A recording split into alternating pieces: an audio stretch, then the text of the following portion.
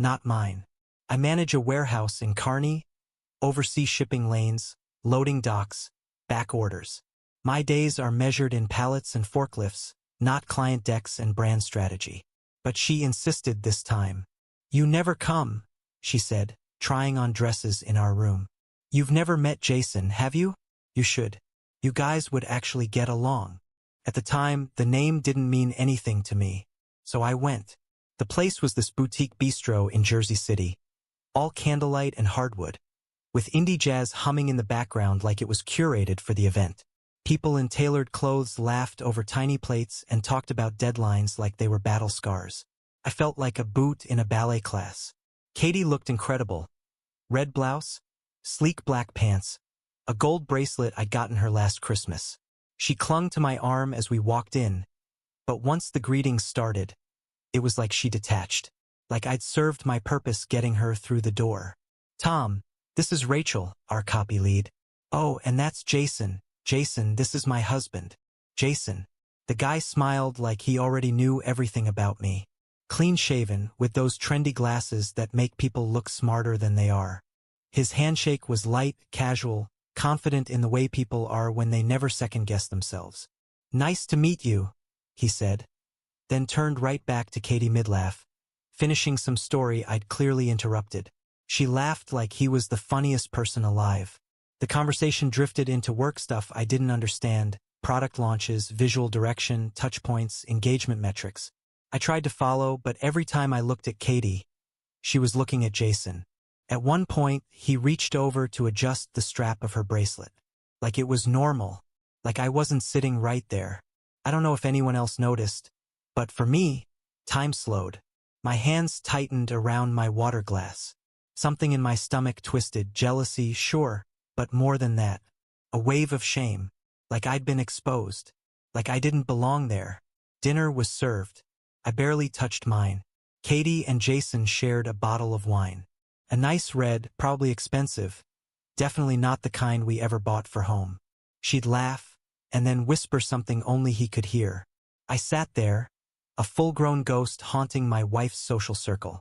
Then it happened. The moment that burned itself into my memory like an iron brand. She leaned in to say something to Jason. Close int asterisk mate.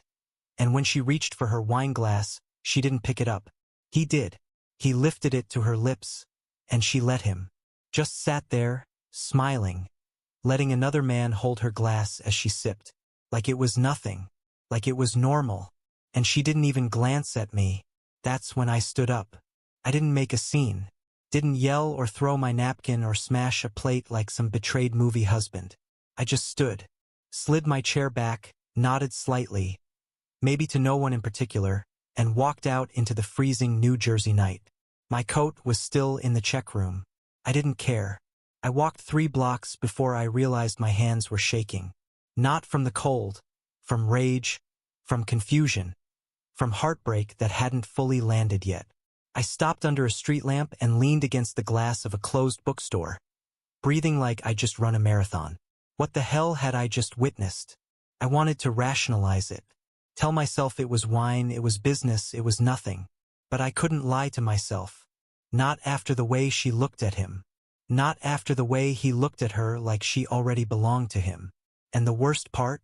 She didn't follow me. I waited.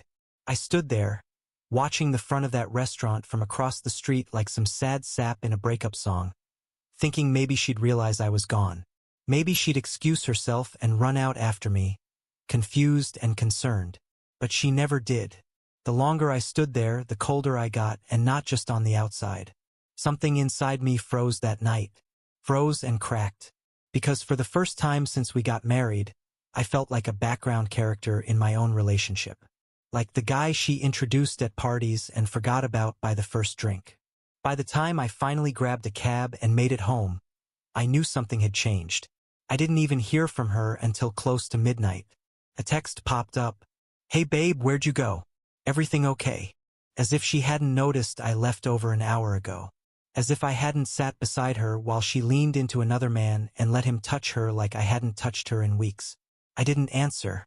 I lay awake in the dark, fully dressed, shoes still on, staring at the ceiling and counting every possible excuse she might give. Every version of, it was innocent, or you're overreacting, or he's just a friend. But no matter how many times I played the scene back in my head, I couldn't unsee it. The touch, the laugh, the wine glass. That moment didn't scream cheating. Not in the obvious, explosive way. But it whispered something just as loud. I'm choosing him just for a second instead of you. And once you hear that whisper, you can't unhear it. You can't unknow it. You just live with it. And that's what I did that night. I lived with it, quietly, in the dark, already knowing I'd never look at Katie the same way again. Katie got home late that night. I pretended to be asleep, even though I'd been staring at the ceiling for hours. She tiptoed around the room like someone who didn't want to wake a stranger. Quiet, cautious. Her heels clicked softly on the hardwood. She took off her earrings one by one. I could hear the faint clink of metal on the dresser. No apology. No explanation. Not even a whisper of concern. And just like that, life resumed, at least on the surface. The next morning, she brewed coffee like nothing had happened. Hummed some Fleetwood Mac tune as she watered the succulents by the window.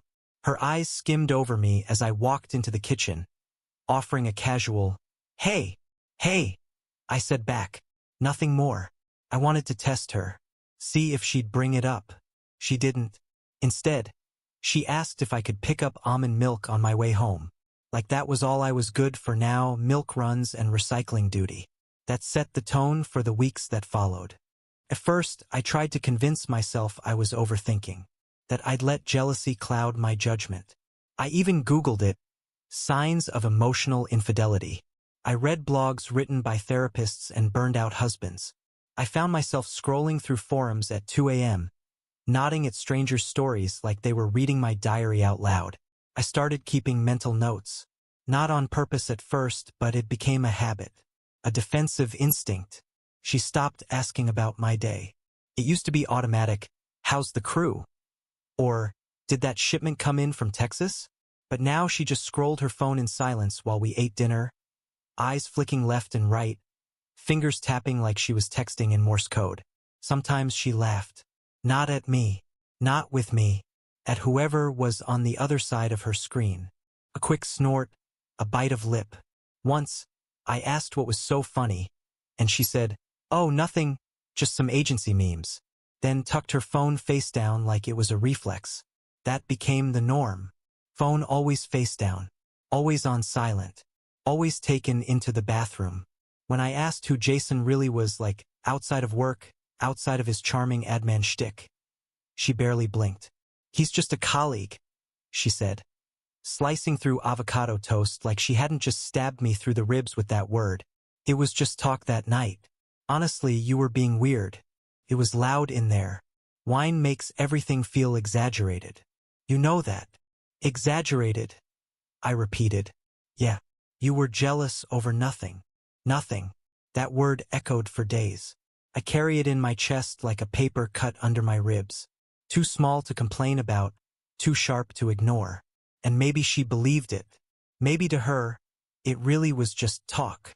But to me, it was like I was watching the outline of someone who used to be my wife slowly filling in with someone I didn't recognize. She started working late more often.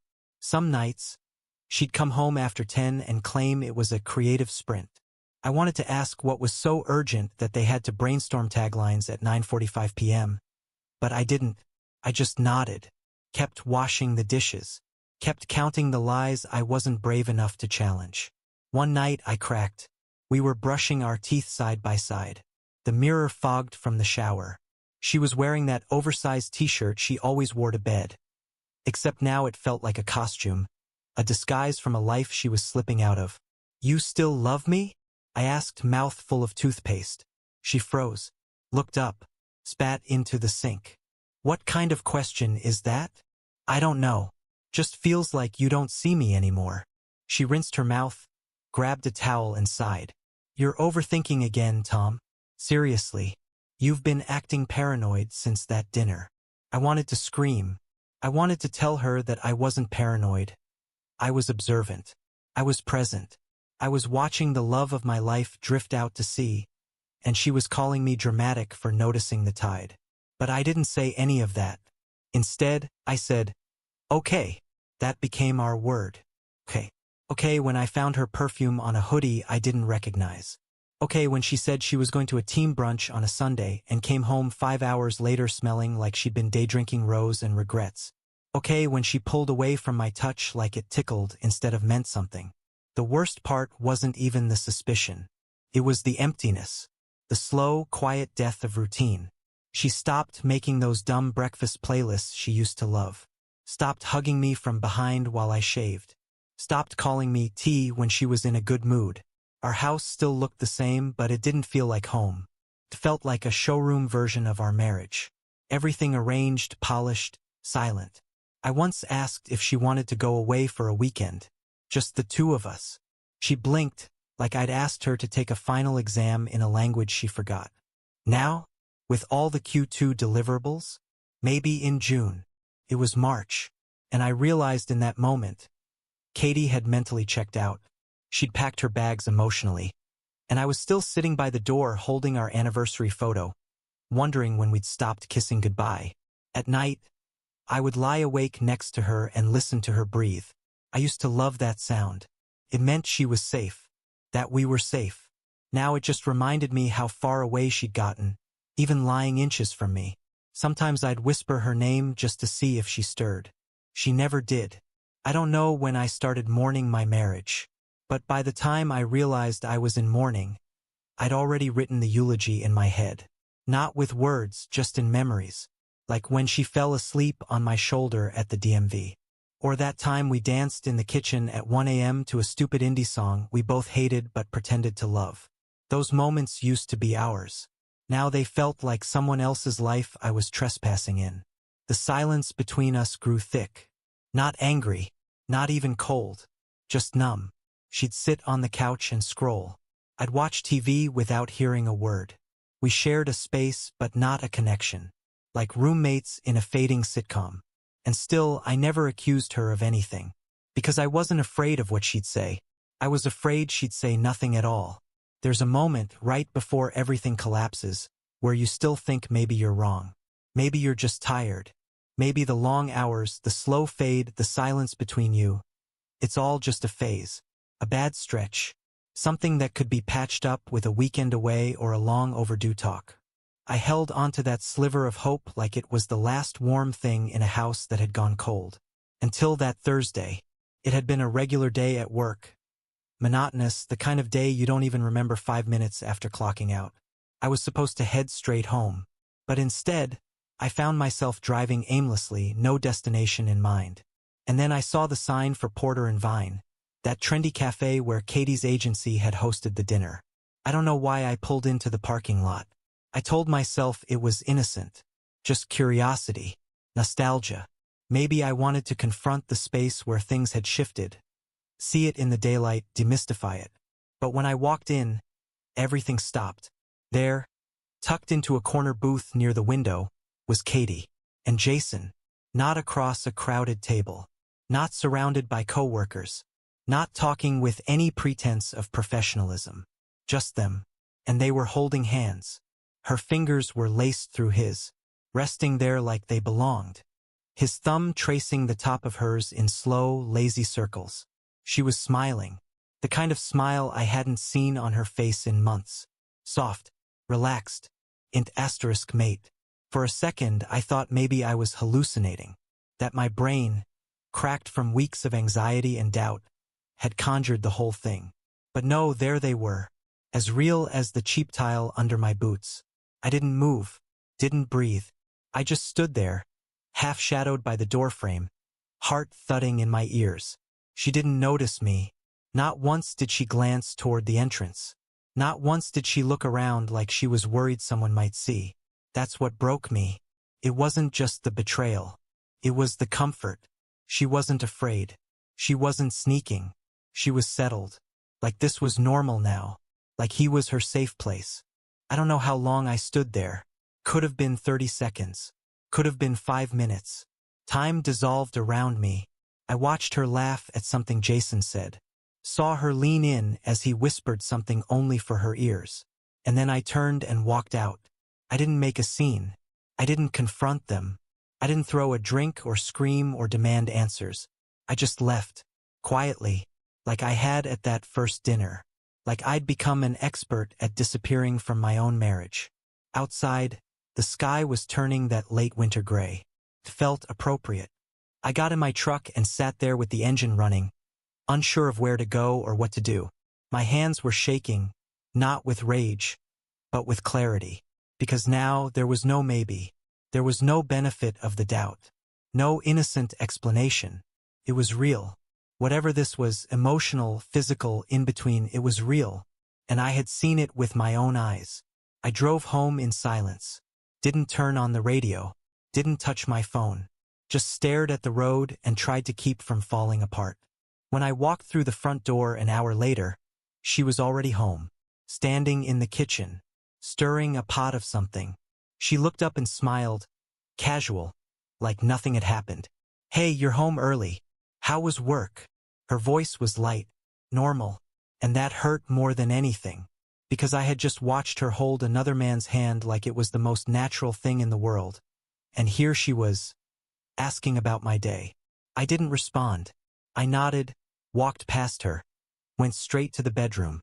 My heart was hammering, but my face stayed blank. I stared at myself in the mirror and didn't recognize the man looking back. She followed me in a few minutes later, leaning against the doorframe. "Everything okay?" I turned, looked her dead in the eyes. "Yeah, just tired." She smiled softly. "Long day. The longest." And that was it. No confrontation. No blow-up. I didn't have it in me. Not yet. Because it wasn't just about what I saw. It was about how she acted when I got home. How easy it was for her to look me in the face and pretend nothing was wrong. How she moved through our home like we were still us. It made me wonder how long it had been like this. How many lies I'd accepted. How many moments she'd shared with someone else while I sat here, believing we were just in a rut. That night I couldn't sleep. She was beside me, breathing slow and steady, her back turned. I stared at the ceiling, running through every sign I'd ignored, every detail that made more sense now. Her phone on silent, the perfume, the late nights, the careful distance she kept between us. Like touching me would set off a tripwire she couldn't defuse. I wanted to wake her up. I wanted to scream. I wanted to ask her, "How dare you?" But I didn't, because something in me knew I wouldn't believe whatever answer she gave. Not anymore. I wasn't angry. I wasn't even heartbroken. I was done. Done hoping she'd come back to me. Done pretending we were okay. Done thinking love was enough to keep someone faithful.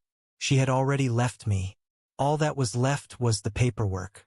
You'd think the moment you find out for sure, when the pieces finally click, when the truth's no longer hiding behind a fog of doubt, you'd explode. Cry, scream, throw something. But for me, nothing. No rage. No breakdown. Just a strange silence. Like someone had flipped a switch inside me. I didn't sleep much that night. Katie stirred once or twice, turning over, mumbling something about her calendar. But mostly she slept, peacefully, which amazed me. I lay there wide-eyed, listening to the rhythm of her breath and wondering how someone could lie next to the person they were betraying and still sleep like that. The next morning, I got up early. Earlier than I needed to. She was still out cold as I pulled on my boots and headed for the door. I left a note on the counter. Taking a few days. Don't call. I didn't pack much. A few shirts, a razor, my old duffel bag. I didn't know exactly where I was going. I just drove until the houses thinned out and the air felt heavier. Eventually I found a motel off Route 1. One of those no-frills places with flickering signs and vending machines that still took quarters. I paid in cash and didn't leave my name. The room was quiet. Too quiet, actually. The kind of quiet that forces you to confront every single thought you've been shoving down for months. I sat on the edge of the bed for a while, staring at the floral-patterned curtains, and for the first time, I let myself say it out loud. "She's cheating on me." It sounded hollow, like I was reciting a line from someone else's movie. I tried again, this time slower. "She doesn't love me anymore." That one landed. I sat back against the headboard and let the truth settle in like dust. She didn't love me. Not the way she used to. Not the way people should. Not the way I still loved her, in all my ridiculous hope and loyalty. And it wasn't Jason, not really. Could have been anyone. He was just the exit sign she followed when she got tired of pretending with me. That realization stung more than anything. That she hadn't left for someone else. She just stopped choosing me. Quietly. Slowly. One skipped conversation at a time. I stayed in that motel for 3 days. Didn't tell anyone. Didn't check work emails. Just existed. Day 1 was numb. Day 2 was angry. Day 3 was quiet again, but a different kind of quiet. Steady one. Resolved. By then, I knew what I had to do. Not because I wanted revenge. Not even because I wanted answers. But because if I didn't act, I'd lose myself entirely. I'd spend the rest of my life living next to someone who'd already walked out on me emotionally. And I couldn't do that. So I went home. Not for her. For me. To get what was mine. To gather the pieces I needed to move forward. Whatever that would end up looking like. She was in the kitchen when I walked in, pouring coffee. She didn't jump. Didn't look shocked. Just blinked and smiled like I'd been out for groceries. "Hey," she said, like I hadn't disappeared for 3 days. "Hey, you okay?" "Fine." We stared at each other for a second. That kind of stillness that feels like it's holding a breath. Then she turned back to her coffee, as if nothing had changed. As if I hadn't just spent the last 72 hours watching our marriage crumble in slow motion. I went upstairs and started packing. Not everything. Just the essentials. Clothes. Documents. My laptop. I moved carefully, deliberately. She came to the doorway once, watched me fold a shirt. "You're leaving." I didn't answer. She nodded like she expected it.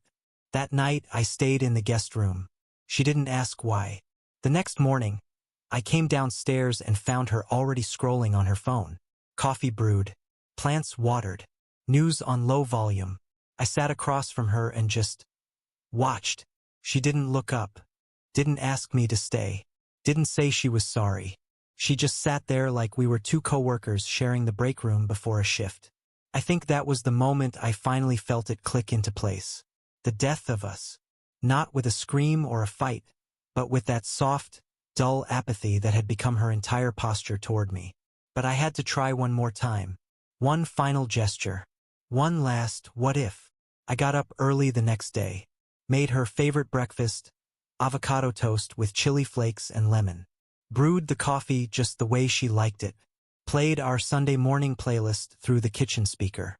Even lit a stupid candle she used to love. Set everything out on the table like a peace offering. Or maybe a funeral altar. She came down a little while later, still in her robe. She paused when she saw the table. Blinked. "Oh, thanks." And that was it. No smile. No recognition. No memory flickering behind her eyes. Just a nod and a scroll. I sat across from her, watching her swipe through news apps like I hadn't just tried to resurrect us. That's when I knew. It wasn't about Jason.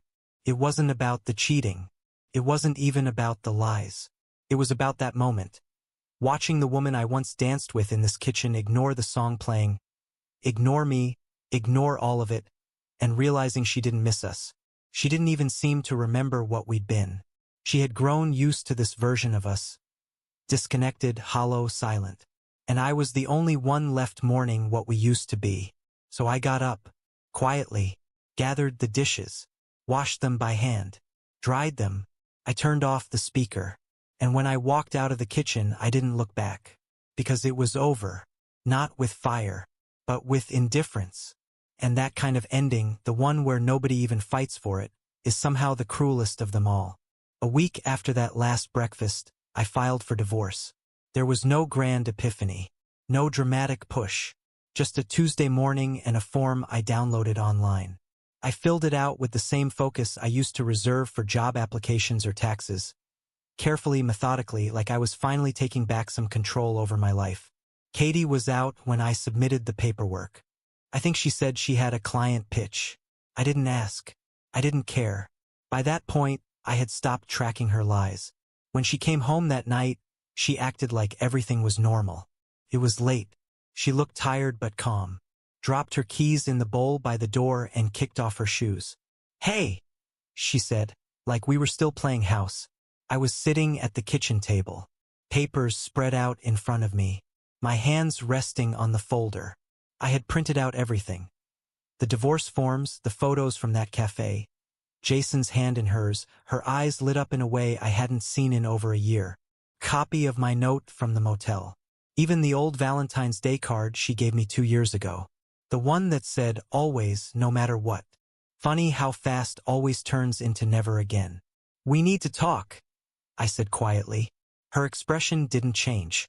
Not at first. She nodded, stepped into the kitchen, poured herself some water like she needed to hydrate before delivering a press statement. "Okay," she said. "What's up?" I pushed the photos across the table. Her hand froze halfway to her glass. She stared at them for a long time, silent. Then finally, softly, "Where did you get these? Does it matter?" She opened her mouth, closed it again. Her hand went to her forehead, brushing her hair back like she was physically trying to erase the scene. "I can explain," she said.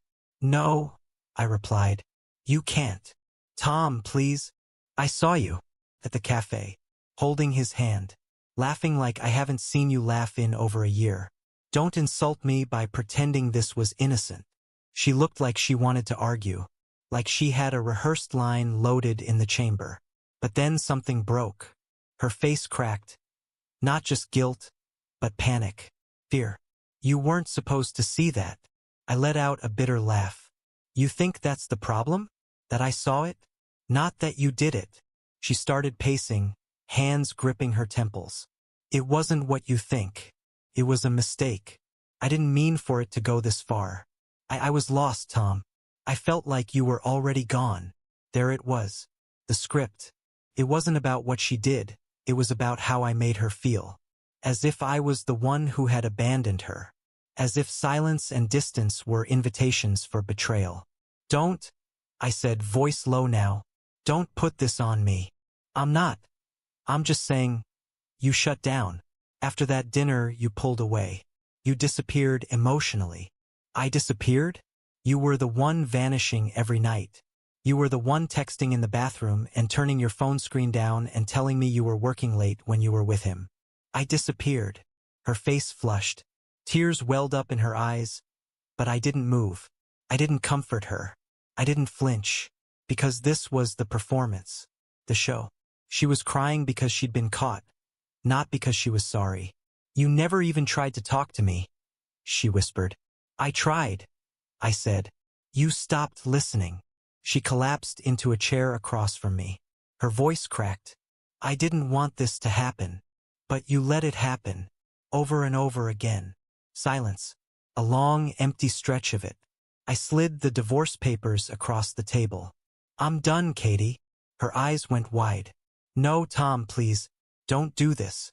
We can fix it. We can go to therapy. I'll cut him off. I'll do whatever it takes. I'll move jobs. I'll block his number. It's too late." She reached for my hand. I pulled it back. "I stayed too long already." Her voice broke completely. She stood up suddenly, knocked over the chair. "You don't get to walk away from this like it's nothing," she shouted. "You don't get to act like I'm the only one who messed up. You were cold. You were distant. You were boring, Tom. You stopped being someone I could talk to." I stayed seated, calm, empty. "I was here," I said quietly, "every day, waiting for you to remember we were in this together." She stared at me, chest heaving. Her eyes wild now. Hurt, desperate, angry.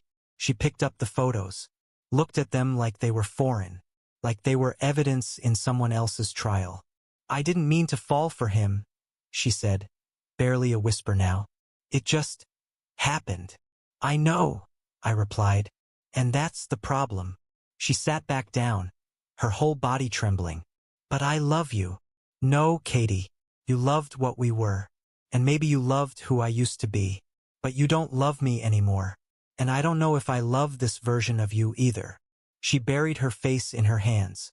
I left the room, went upstairs, closed the door. And for the first time since this whole thing started, I didn't cry. I felt nothing, just finality. The next morning, she was gone. Not in a dramatic, suitcase thrown open kind of way. Just gone. Her car missing from the driveway. Her keys gone from the hook. Her coat gone from the rack. I found a note on the dining table. Folded once, written in her handwriting, the same handwriting I used to recognize from love notes and grocery lists. Tom, I don't know how we got here. I know you probably hate me. I know I've ruined everything. But I want you to know, I never stopped caring. I lost myself somewhere in the quiet between us. And I didn't know how to find my way back. I'm sorry. I'm sorry for all of it. Kay. I read it once. Then again. Then I folded it back up and placed it in the drawer next to the old photos we hadn't looked at in years. I didn't text her. I didn't call. Because I finally understood. She hadn't left me for Jason. She left because she forgot how to choose me. Day after day. Moment after moment. Until the silence between us became more comfortable than the love we once shared. And by the time she realized what she'd lost, I was already gone. The silence in the house after she left was different.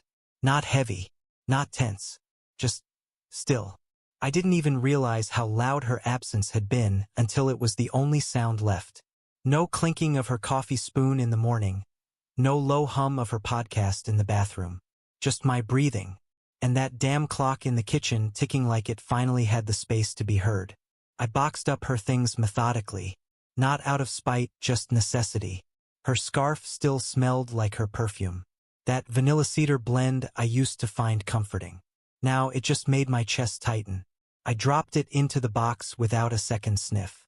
I labeled everything, taped it shut, and slid it into the garage. That was the last physical piece of her in the house. Divorce was quick. Clean, legally speaking. Emotionally, it was anything but. We met once more to sign papers. She wore gray. No makeup. No smile. She didn't say much. I didn't either. It felt like signing a death certificate. Not for her. Not even for us. For the version of me that still thought love, if strong enough, could outlive silence. I started going back to the gym. Picked up my guitar again. I saw friends I hadn't talked to in years. I wasn't trying to move on. I was just trying to remember who I was before I became someone's second thought. It was strange. Some days I felt strong, like I'd made it through fire. Other days, I just wanted to sit in my truck and stare at the steering wheel until sunset. Katie reached out once. Just a short message. Hope you're okay. Just wanted to say I think about you. I'm sorry. I stared at it for a long time. Typed out a response. Deleted it. What could I even say? That I forgave her? That I didn't? That it didn't matter anymore? In the end, I just turned off my phone and went for a walk. That was answer enough. Closure didn't come in a big moment. No final scream. No dramatic realization. Came slowly. In mornings where the bed didn't feel empty anymore. In a kitchen that stayed quiet but not cold. In realizing that healing wasn't about forgetting her. It was about remembering myself. Sometimes I still think about her. Not with anger. Not even with sadness. Just as someone I used to know deeply, and now don't know at all. She was a chapter. A long, beautiful, brutal chapter. And now the page has turned. One day I found that old photo of us, beach trip 2017. Her hair was wild from the wind. Her smile wide.